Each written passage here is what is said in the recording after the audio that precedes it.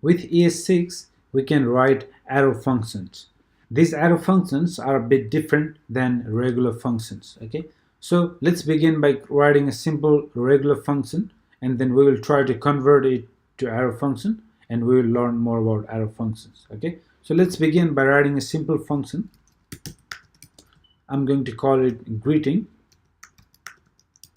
and it will expect two arguments, in fact just one, message. Okay, and then it will simply return the alert with that message. So I'm using a template string,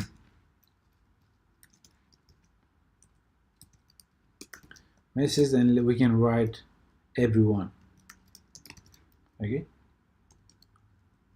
so if the argument comes as good afternoon, it will simply alert good afternoon everyone, right? Simple.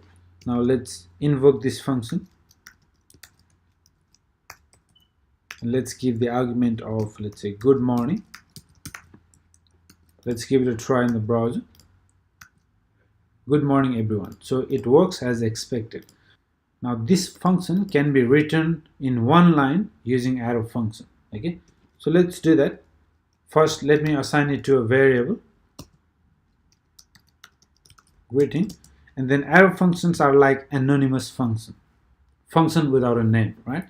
So you begin with the parentheses for the arguments. So you don't need the function keyword to create arrow functions. Okay, you begin with parentheses and then you return whatever you like to return. Now the argument that we are taking is message, right? So this will be here. This is what we are returning, right? So this will be here, and that is all we need.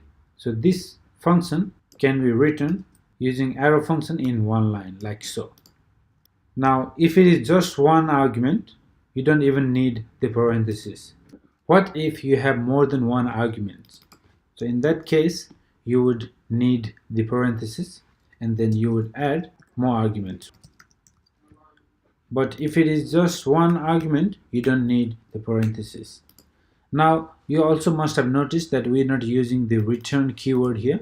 That's because with arrow functions, if it is just one statement that you are returning, then you don't need the return keyword. So this is just one statement we are returning, right? So we don't need the return keyword. Okay, so let me comment this out. Now in this example, I'm going to have multiple if statements. Okay, so let's create this arrow function.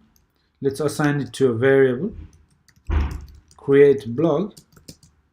It will take the argument and it will return multiple statements. Okay, so the argument it will take will be title and body, and here it will have two statements. Okay, so the first statement will be the if statement.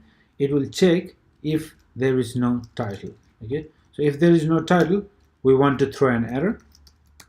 Throw new error object, and we can simply say a title is required. Okay, so in a similar way we can also check for body.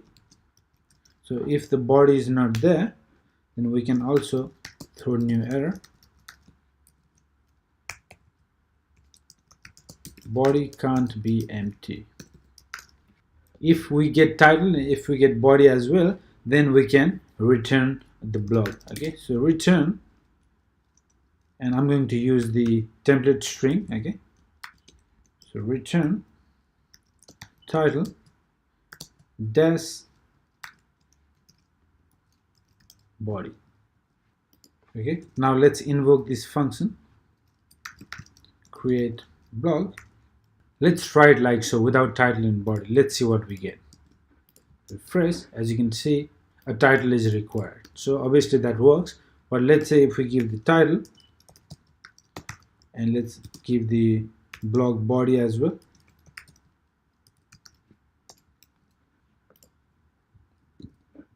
Let's alert. Okay, as you can see, we have the blog return. Okay, so the point here is if you have more than one statement, you can use curly braces, you can use return keyword, but if it is just one statement, you don't need to do all this. Okay.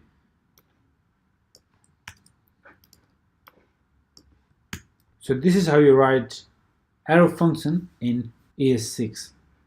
Now if there are no arguments, obviously you can get rid of this and you can simply have the parentheses. Okay. So if you're not expecting any arguments, you can just write it like so. Okay. And we can invoke this function and it works. Okay. So this is how arrow function simplifies things. Now there is one more thing you need to know about arrow functions, that is this keyword. Okay, so we're going to cover that in the next video. All right, I'll see you in the next video. Thank you.